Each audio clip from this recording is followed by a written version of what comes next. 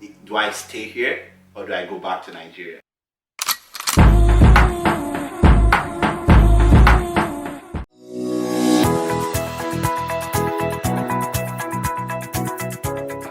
Hi everybody, welcome to another episode of Janey of Canada. It's your girl Janey Booz, and I'm in the business of helping you thrive as a professional newcomer, student, worker, or you're just looking to move to Canada. You're in the right place, because here we provide helpful tips, resources of life as a professional and entrepreneur in Canada.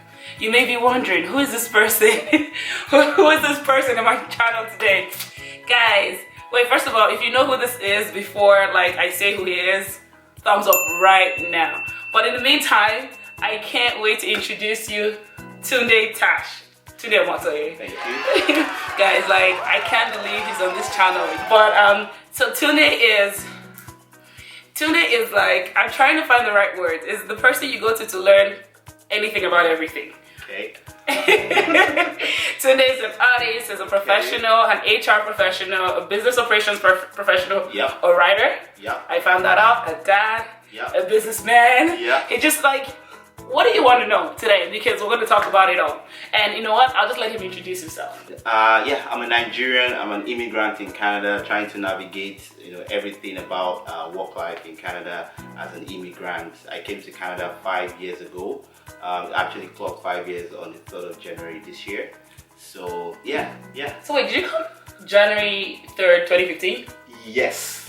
Guys, I came September 3rd, 2015, I think. Oh, really? Yeah. Wow. Okay, we gotta talk about this. Okay. I think we have to do 5 years in Canada. We should. What does that look like? I see a lot of people saying, oh, it's my 5 years in Canada and all that. Let's have a party. We should. 50th anniversary party for newcomers in Canada. Maybe that's a thing. Maybe, yeah. You did say something though. You did say, oh, in that 5-year period, there was times when you should I have gone back. Tell me about the first time you were geez, when did I do this myself? I think it was the second week actually. Second or third week, right? Because my story was different in the sense that as a student I came and I hadn't paid any school fees. Right? Yes, I hadn't paid any school fees. How did that happen? Well, I was working in Nigeria, Human Resources Associate, and I actually spoke with someone because he came from Canada to Nigeria. Okay. And we only had a conversation. I told him I was trying to, move my career. I was in the HR space. I was doing really well. My career was really taking off. However, I had no educational qualification to back it up. Gotcha. Right? So I said to myself, I needed that qualification to be able to exactly sell it. Yeah. I had a conversation with him, and from that conversation I realized there was actually an opportunity outside Nigeria where I could study human resources management. And before I knew it, cut the story short, I actually got an admission into Constable College in Kitchener, right? Okay. And that was when it happened so fast. So there was no time to actually say I was going to save for his school fees, right? And I submitted my application as you would have it, maybe because of my track record in Nigeria as well, in human resources, right? And exactly, and they saw that, oh, this person was actually going to study human resources management. And I was given the visa, right? It was approved. And and I landed Canada. So we'll talk about that 2-week period where you're I don't know if I can do this again. Okay. So when I came, I had a conversation with my family. I was like, I think I got this visa and it's actually looking real. It's either I defer this admission, stay back in Nigeria, save more money so I can pay the school fees, or I just go and see what happens, right? And I could recall then that the person I had this conversation with told me I could actually work while in school and then save up my school fees. So that was what I had in mind, to be honest, right? But when I arrived, it was different. It's not that type of work. Exactly, it was different. I needed to first of all get accustomed to the system. The school was different. I was coming straight from Lagos to Canada, and I just started school. Right? And you went to Kitchener. Exactly. So Kitchener is not Toronto, people. It's not diversified. It's just a lot of people that don't look like you. And older people too. Exactly. And so then I was like, I don't think I can actually be in school and work and make what I need to do. Right. So I went to the international office, center in school, and then I had this conversation with them. I told them, first, I'm having this culture shock right now. I think then, and the winter there was really bad in 2015, it was about -15 or thereabout. It was just starting, right? You actually feel it in your bones. I remember so well. Lagos was like 25, 30 when I transitioned here, right? So that shock was there, and then I was like, no, So I had this conversation with him about culture shock, about having to defer my admission for about 4 months. I just need to figure things out, you know, see if I could get money from back home, or I could just do some work since I'm deferring my admission. And they said, okay, that's fine. Yeah. They said, so you were here and you deferred the admission? Exactly. So I deferred my admission for 4 months, and then I just hit the streets, you know. Lagos man, oh hit yeah, the streets. I hit the streets. So what did you do? Okay, so first I was coming with this degree qualification. I was coming with my experience, hoping to get. How long had you worked in Nigeria? I worked about 2 years, 1 year, 7 months. Okay. You know. I started as a HR officer, then I moved into a HR associate. So I was thinking, oh, with my qualification and whatnot, I should be able to get maybe like an admin role, a HR role. You know, I was bragging like, I have to get this HR role. And Canada did you like this? Canada will humble you. First of all, you need to know that Canada will humble you. So I got humbled, you know, so I got my share of that. And I went to a recruiter in Kitchener, and then I spoke to her. I told her, this is what I have. I'm looking for this kind of roles. You know, it just has to be part-time or full-time. And then she told me, actually, you know, because I have no educational qualification in Canada, I have no certification in Canada, it was really going to be difficult for me to get the kind of jobs I want, because right now I'm more like an outsider. Yep. Right, that was how I was seen. And then she told me these are the options, other options of jobs you could get. And then she told me there were like factory jobs, you know, and all that. I'm like, working in Tim Hortons, exactly. Which is like a restaurant, fast food restaurant, those type of jobs, or grocery stores. And mind you, this was someone who was coming from an office back in Nigeria, right? AKA you don't blow there. And then this is being thrown at me, you know. So I was like, yeah, why not? I'll give it a try.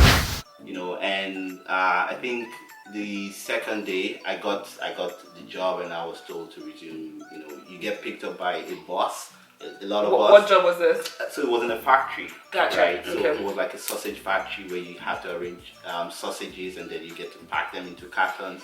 It was a cold room, and then it was an 8-hour shift, and you have to stand all through. So you have like 30 minutes break. 30-minute break in 8 hours. Yes. Canada will humble you. And then you have to stand all through that period, right? And it was at that point, you know, one of those times when I was packing those sausages, and I'm like, okay, do I stay here or do I go back to Nigeria? I think I made the wrong decision. However, you know, something in me just said, stay put. And I was doing it for 4 months, remember? Right? Just it was 4 months. Exactly. It was 4 months till school starts. So there was something at the end that actually just kept me going. And I saw the money was coming in, right? I came with $2,000. That was what I had on me, $2,000 cash that I landed at the airport with. Wow. You know, and just to give you what $2,000 looks like in Toronto, that's my rent for 1 month. Yes, it's nothing. Trust me, $2,000 is nothing in Canada, right? And that was what sorted me out for rent, for whatever I needed to get, you know, just to settle for that period. And when I saw the money coming in every week, motivation, like, yeah, I can do this regardless of whatever job it is, you know. So I did it, and yeah. Okay, so wow. So first of all, Canada is not the dream they sell you. However, yeah, I saw my friends and fellow newcomers having to do jobs like that because they couldn't survive. Yeah. So but sometimes Nigerians come here and they're like, oh, you know who my daddy is, I'm not about to do that. Some, you will be humbled. You'll be humbled, yeah. But again, that's why I tell people, so it's either you can do that or you have to use your hands. Exactly. So you make hair, you make whatever you can, you gotta like... Exactly, you'll be productive, right? But I think another thing that helped me was I was going to school, so I had a network of people that could try to sell things too. Oh, nice. But that's when you come here alone, you don't have nobody. Nope. Yep. Tim Hortons. Yep. Exactly. So I guess after you went back to school for your HR certificate. Yes. And it was a 1-year program. Yes, it was. So did you get your PR right after, or you got your work permit first? I got my work permit first. Okay. And then I worked. So you got a 1-year work permit. Yes, I did. Or 8 months. If you get a 1-year postgraduate work permit and you don't have a job in that period, you cannot renew the postgraduate work permit. It's not expired. They sent you and your 2 suitcases back to where it came from. So I think what I tell people is like, if you don't have money for 2 years of school, in your 6th month of school, you have a different agenda from your classmates. Exactly. Like those ones are doing homework and trying to get a job. Exactly. You want to get a job before you go do your work, go apply for your work permit. Exactly. So that the day the thing comes like this, you know you have a job to start with. So there's that. So I guess, so how did you get your first job? School was done. So how I got my first job was through an internship, which we call co-op here, right? So your program had an internship. Yeah, thank goodness, right? And that's what I try to advise people when they come into Canada. If you're going to school, right? If you're going to school in Canada, try to get a course that has a co-op, attached to it, so that when you're done with school, hopefully you get a co-op and then you gradually transition into the, working system. Right. Because a lot of people, because where we come from, there's a progression. It's secondary school, university, African university, masters, PhD if you can. Exactly. But then there's something in Canada called like postgraduate certificates and diplomas, which we both did, which is very different from just a master's, because it's only certain master's programs that actually have that option for a co-op. Exactly. Yeah. So you can go do your master's in philosophy, and we probably already got jobs and more money than you because you did a postgraduate diploma. Exactly. Or a master's degree that allows for a co-op. So it's very important that if you're moving here, you look for something that gets you into an office that looks like it has walls. Exactly. It's structured environment, right? Exactly. Okay. Yeah. So after my course, and then we needed to get a co-op, right? And that was when the application started while I was in school. School finished technically December 2015, and then we needed to start co-op January 2016. I had 3 calls for interviews. Okay. Fortunately, and that also didn't work out well. But it was the 4th interview, and this day it happened in a funny way, in the sense that I was in class, right? And I had 2 more classes. I was going to wait for that class, but then I was depressed. Right, this was someone that was looking for internship, and it was coming to the time when if you don't get a co-op, you either defer your admission, right, to the next semester, so you could have time to whatever and all that. Exactly, but I had suffered, so to speak, to pay school fees. Yeah, I didn't have that time or luxury to defer again, right? So I left class.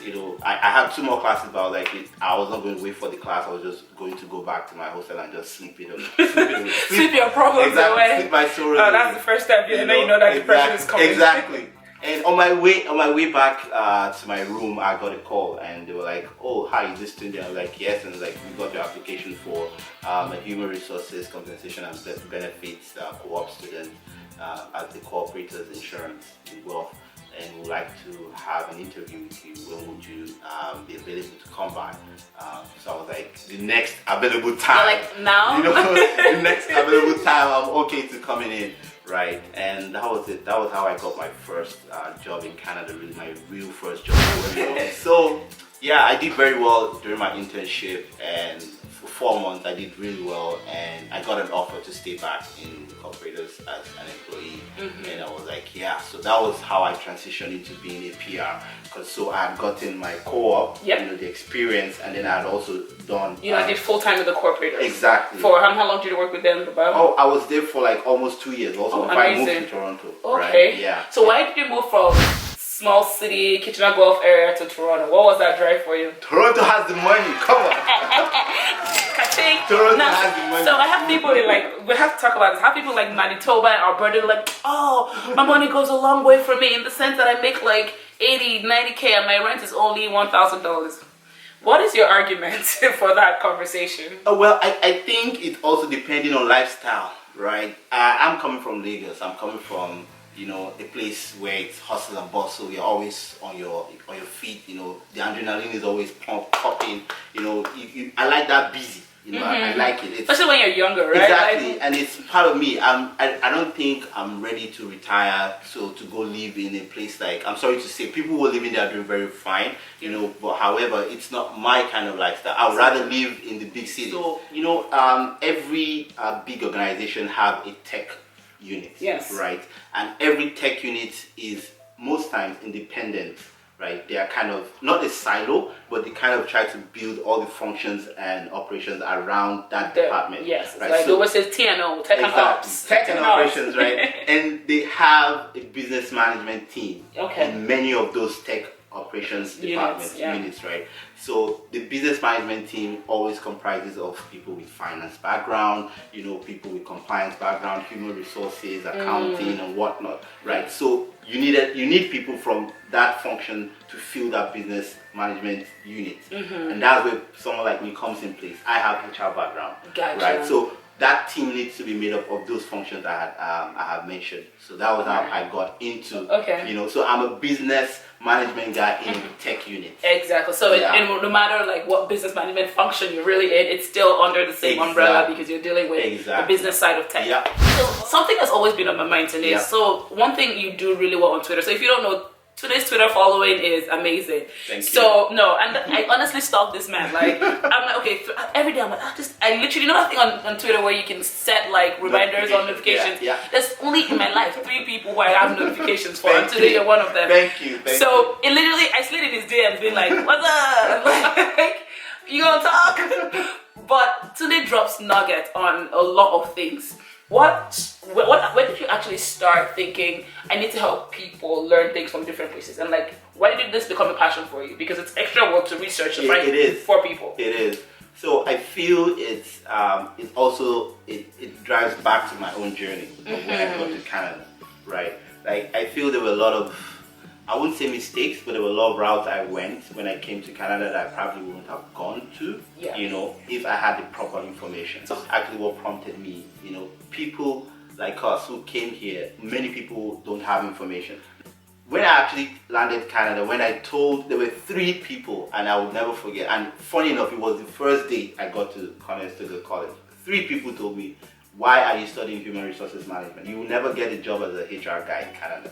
No, this was what they said. They said no person will actually hire a black guy to fire white people. That was what they said. Whoa, no person would hire a black guy to fire a white person. Because of human resources. And why? Because they had studied human resources and it didn't work out well. Right. And they actually told me it would be better for me to go do PSW, which was a personal support worker. What? Yeah, so that's another thing. And I don't blame them. Honestly, I don't. And this is why.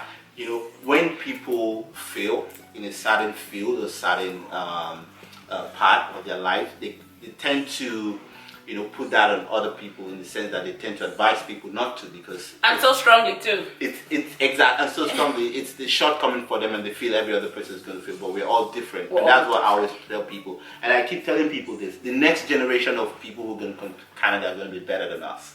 Exactly. And you know why? Because of people like Janey and myself. What are we doing? We're sharing information out. Right. Exactly. Like everybody fails at things. There's like, I thought I was going to be a doctor. I swear to you guys, I thought I was going to be a doctor.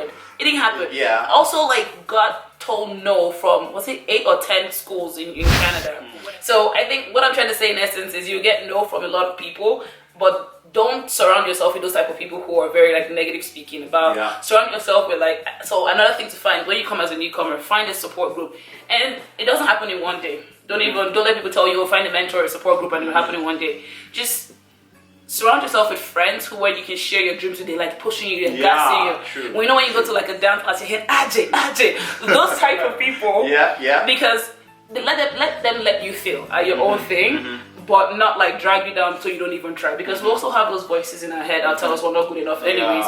So to not add external ones just makes it even harder. So you just have to like say no to those 3 people. Remember them, say thank you for your opinion. I'll do my own. Exactly. Thank you for your opinion. I'm different because I'm coming with a HR background. I'm very passionate about human resources. This is what I want to do. And it's funny that you're saying that. I remember when I saw you, the truth is when you finish 2 postgraduate certificates in Canada, you get a 3-year work permit. But your home girl decided to go and do a master's right after, because I could have just started working. Most of my friends started working, but I went to go do a master's in a very white town that I had to pay $60,000 for that I did not have.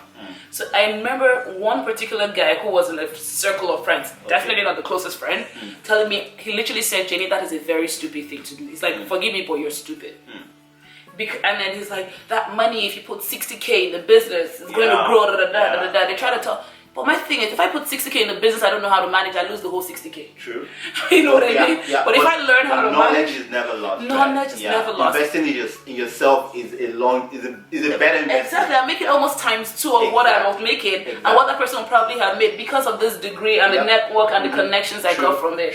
At the time, I couldn't say that for sure, but I had plans for it. But if I had listened to someone, and he looked wealthy, he was driving a Benz then, that's another situation we'll talk about. So he thought he was giving me words of wisdom from someone who's made it. it. Yeah. So you just have to surround yourself with the right people. Exactly. And I think that's why I keep sharing those information about everything. Right? So if you're not following Tunde, his handle is at Tunde Tash. And if this video has been like nice so far, just like and subscribe right now. Let's not talk too much, you know? But I guess to wrap this whole up, this whole conversation on Tunde, you recently got awarded, or should I speak, like a West ambassador. First of all, quickly tell us what is West and how did you become an ambassador? Because I'm trying to get that. Okay. You gotta ask. You shoot your shot. You never know. So West is an online platform. It's World Education Services. So what they do is they accredit international qualifications into Canadian standard. Yes. So for the West ambassadorship, you know, I see West has this. They're also very passionate about immigrants getting jobs in Canada. Yes. They have a lot of immigrant programs where they actually help immigrants, and they work with other organizations like Access and some kind of employment. Exactly. And also some other refugee employment organizations like that. So I really saw some of those initiatives, and I was like, wow, this is very good, right? And I did they did an analysis, and I did a thread on it, and then I DM'd them on Twitter, and I'm like, thank you very much for all the initiatives you've been putting out for immigrants and refugees. And the person was like, hey, hi Tunde, I've actually been trying to reach you. Really? And I'm like, really? Oh my God. Yeah, and she was like, I've been trying to reach you, that we see what you've been doing as well, and we actually see you as somebody who could be a West ambassador. Would you like to apply? And I'm like, why not? And then amazing. So I guess the lesson there is shoot your shot. Yeah. It's 2020. You never know. You never know. The net might be waiting for you anyways. Like put that ball in there. Honestly, Tunde, this has been really eye-opening. Like as always, like every time I engage with you somehow, I learned something new. Thank you so much for like coming on the channel today. Guys, like if you want to learn from Tunde, because I swear to you, there's a whole lot of things I learned from this man in 2019. So please just follow his handle at Tunde Tash on Twitter. Amazing. Thank you, Tunde, for joining the show today. Thank you so much. It's my pleasure to really be on your You're of course. I know it's his first video ever. Out of my cave. I did. Yay. Okay, so thank you guys so much for tuning in. I hope you really liked this video. If you did, please give it a thumbs up. If there was something you wanted us to cover that we somehow missed because, you know, human beings, please let me know in the comment box below, and don't forget to subscribe for more helpful tips and resources as a newcomer in Canada. Bye. Bye. You know, they say women are more empathetic, we have more emotional I know. Like I was actually reaching out to my dreams, like I could see it.